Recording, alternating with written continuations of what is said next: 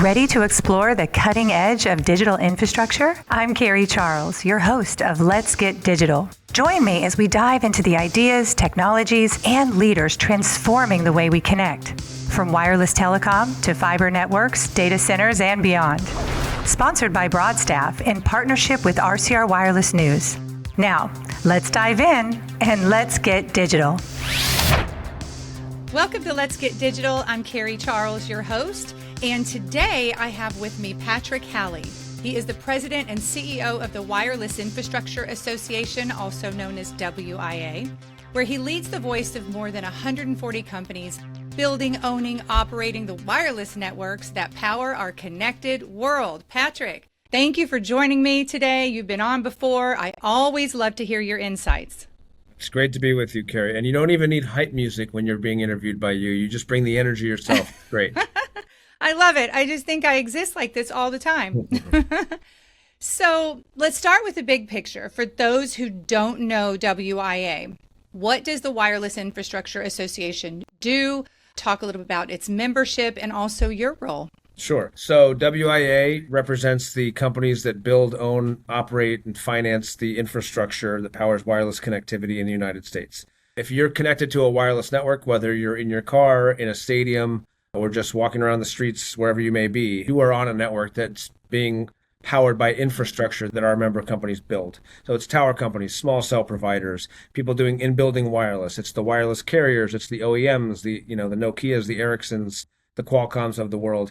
And then it's all of the companies that support all of those companies and actually doing the building, doing the permitting, doing the engineering analysis, et cetera. So it's the whole ecosystem. And it's really truly a privilege for me to run an organization who advocates on their behalf. And in terms of what we do to make opportunities possible for our members, which is what we're all about, it's advocacy at the federal and state level and in the courts. It's training and education. It's convening, putting on great events like ConnectX, which is coming up in May in Fort Lauderdale, Florida, which I hope we'll talk about. And it's doing research and just promoting the importance of our sector and everything that we do and that we enable. So WIA recently distributed its wireless infrastructure by the numbers report. So what trends really stood out to you and why? And what recommendations do you have for the industry based on those?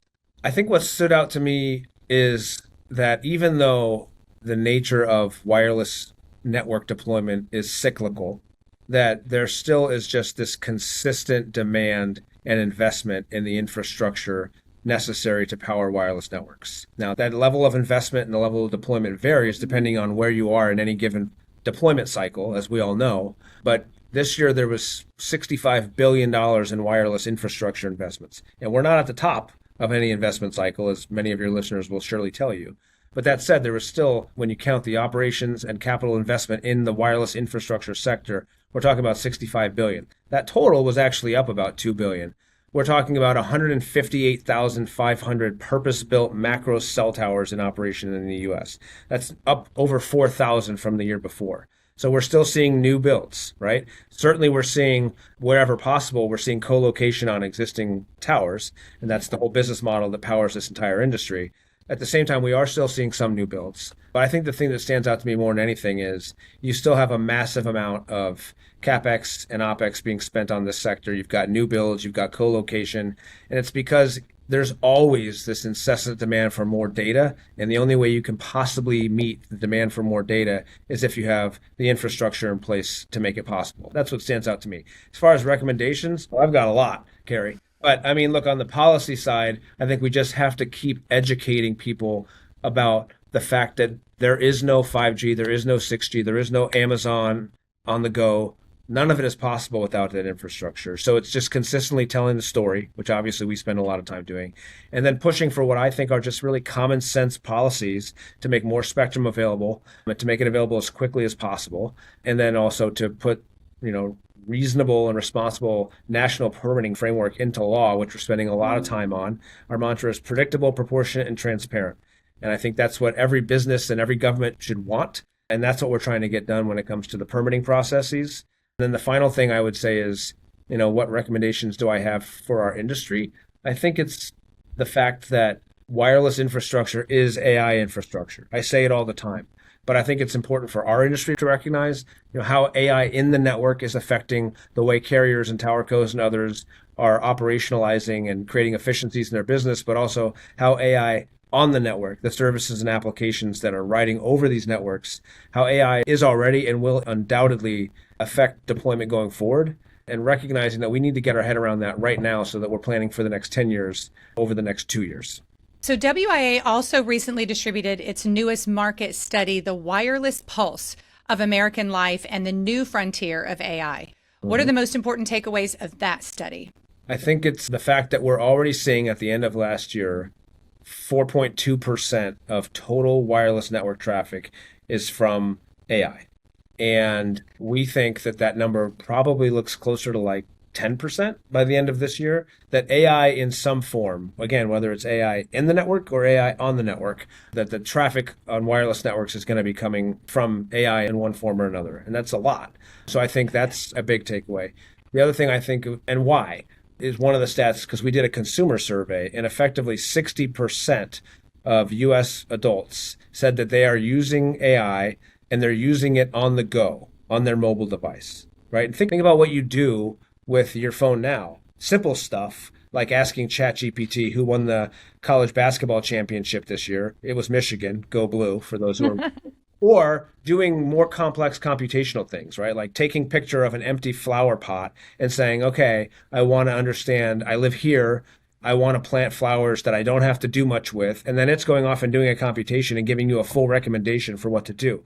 That type of stuff is what you're doing, and you're doing it on your mobile phone, right? When you're thinking about going to ConnectX, today, you're probably getting on your laptop, or at least a year ago you were, and searching, where do I want to stay? What are the flight options? What hotel? What restaurants? Booking my VIP pass. You might have done that on a laptop. Now you're doing it on a smartphone. And next year, you're probably going to use an AI agent, and you're literally just going to talk to your agent right into your phone. And you're going to say, I want to go to Fort Lauderdale. These dates, I want to fly out of Baltimore, Washington International Airport. I want a hotel within a quarter mile of the venue. I don't want to spend more than $350 a night. And I'd like to have a steakhouse reservation on Tuesday and an Italian reservation on Wednesday.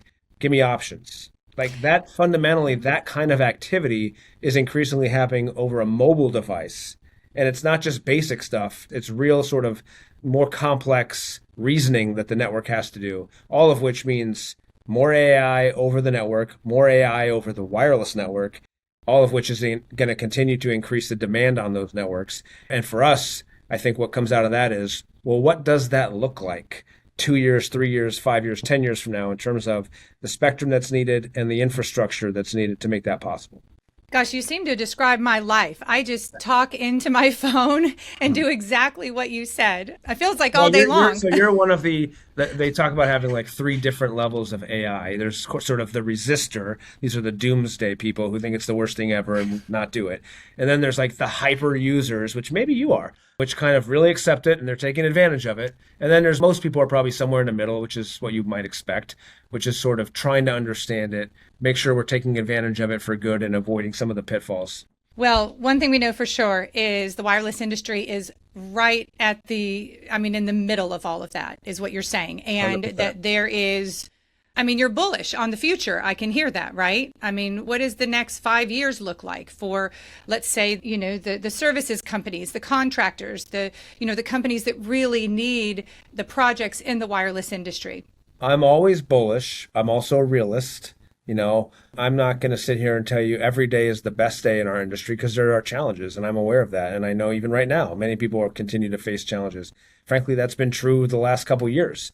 But I am bullish. And the reason I'm bullish is because there's a fundamental recognition of the importance of wireless connectivity for the consumer, for the enterprise. There's a lot of manufacturing that's going on right now that's just completely wireless. Then that's going to increase. So on the enterprise side, I am definitely bullish about the use of next generation, 5G advanced networks and then 6G on the horizon. On the consumer side, same thing. We still have 14 million homes. We already have 14 million homes that are 5G home broadband. We think it could be 30. And as that number continues to increase, it means we're going to need more spectrum for more homes to be wireless connected. So, it's cyclical. We've talked about this before. It is. And we're sort of on the tail end of the infrastructure build part of 5G. Not necessarily the tail end of 5G being useful, right? We now have 5G standalone cores that all the carriers have. We're seeing network slicing. We're seeing capabilities in the 5G networks that weren't possible a couple years ago. So there's still a lot of benefit to be gleaned from 5G. We're already starting the standards development conversation for 6G. That demand, John Stankey at AT&T, he had this quote talking about, we're entering an AI hyper growth phase where he expects data on the wireless network to increase by like 80% over the next 5 years. So yes, I am bullish. It's in my nature, but it's also because I do understand that there will be another cycle. There'll be another cycle after that, and we will be freeing up more spectrum over the next 5 to 10 years. With that spectrum will become a lot more infrastructure deployment, macros, small cells, everything in between. And I think at this point, we're just really focused on making sure that we do have that spectrum available, that we do have permitting processes in place that make it so that, projects get deployed and not bogged down. And if all of that pans out, and if AI really truly does start fundamentally impacting how our networks operate in the way that I think they will, I think we're going to be in a good place. So can you give us an overview of the telecom policy landscape? Where are we now and where do we need to go from here? So we're in an interesting place. I'll just break down some of the key issues, right? So one is spectrum. I've been talking about it. We passed a law, and within the next 10 years, we have to make 800 megahertz of spectrum available for full-powered wireless use. That's the good news. The bad news is we have to figure out where that spectrum comes from. And so it's not bad news. It's just a challenge. And so we're figuring out whether it's the 7 gigahertz, the 4 gigahertz, 2.7 to 2.9, these different bands that are currently being used by other entities, primarily federal government agencies. The good news is we will have an auction by July of next year. So just over a year from now, we'll be getting ready to auction somewhere between 100 and 200 megahertz of upper C-band spectrum. So it's just above where the current C-band, which was obviously quite a boon for our industry. We'll be auctioning another 1 to 200 megahertz of upper C-band spectrum, and then that will get deployed. So the spectrum debate is very active and very live. And what we're trying to do is come up with ways in which we can have really wide spectrum swaths. So like 400 megahertz channels, if you will, in some of these bands to really be able to take advantage of the capabilities that we're seeing on the future. So spectrum, big topic. Permitting. We're hoping soon that the House of Representatives takes up the American Broadband Deployment Act, which is effectively codifying many bipartisan FCC decisions over the last 10, 12 years to make it so that permitting rules are predictable at the national level so that we have we really, truly do value the role that local governments play in the permitting process. We just want it to be predictable and timely. And so we want shot clocks. We want to have projects to go forward if there's no action taken in a certain amount of time. We want fees to be cost-based, right? Things that I think are pretty common sense.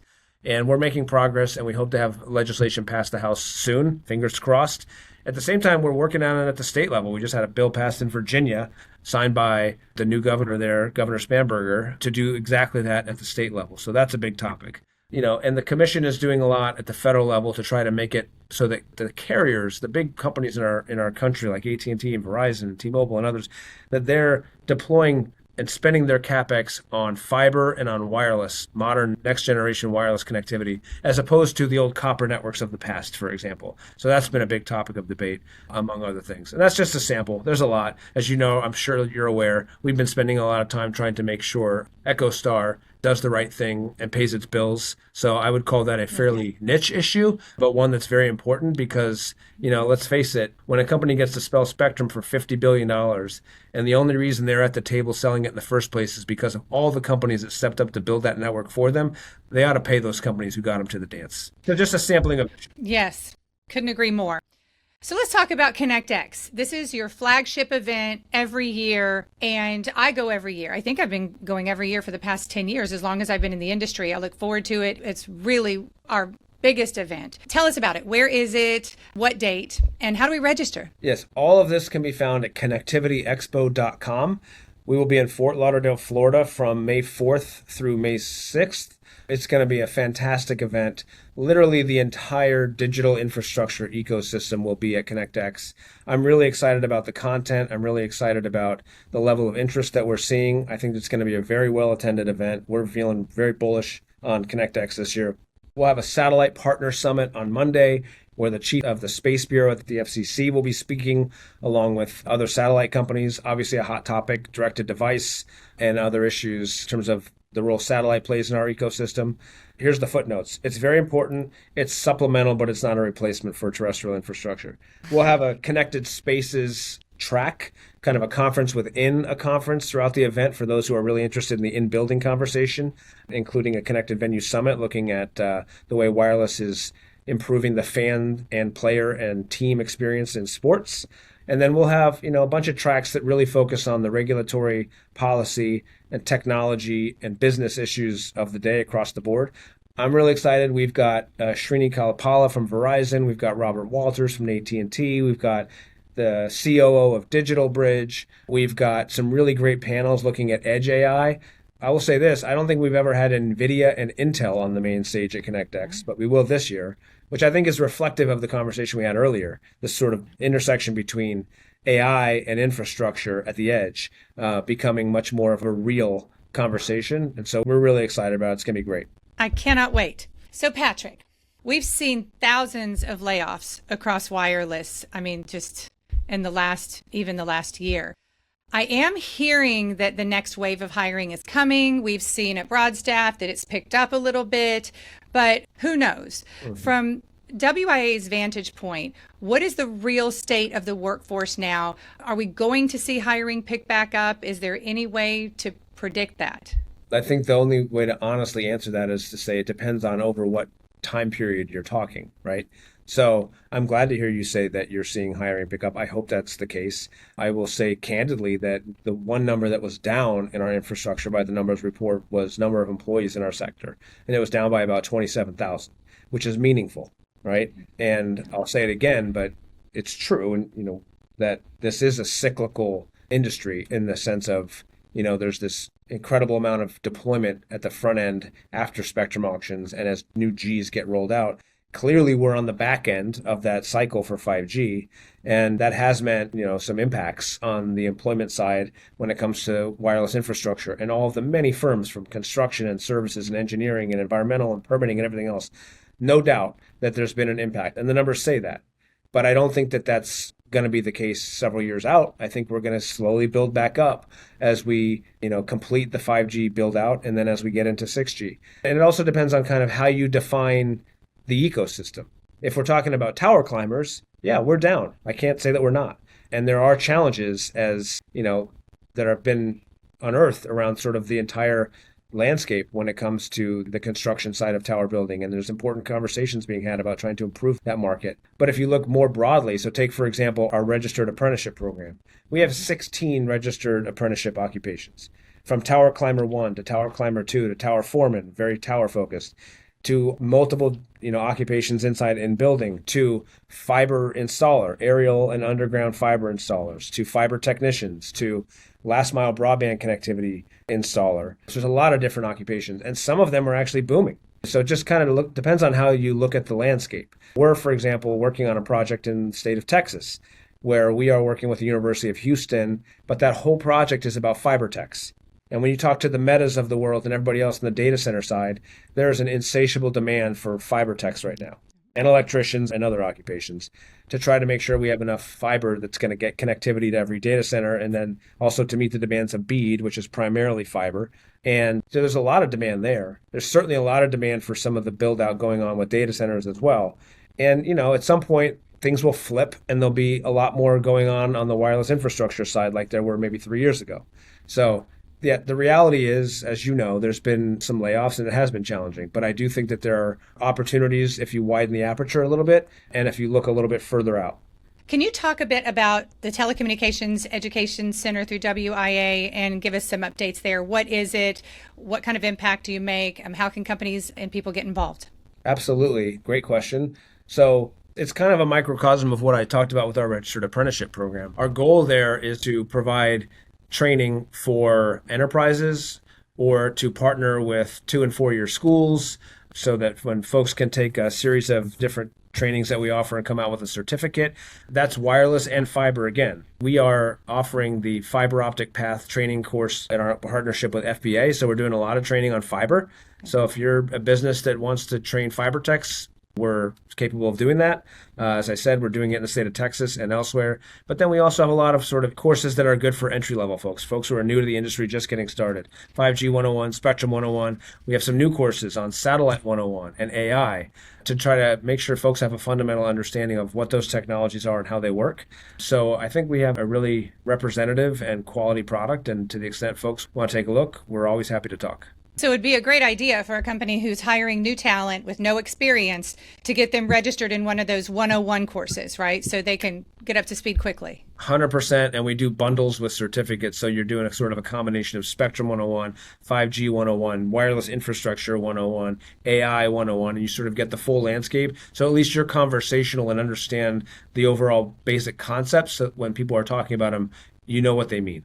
With all the acronyms that we love so much. All the acronyms, absolutely. You can be an MVP if you take our course. So, Patrick, one more time, how can we learn more about WIA? How can we register for ConnectX? So just visit WIA.org,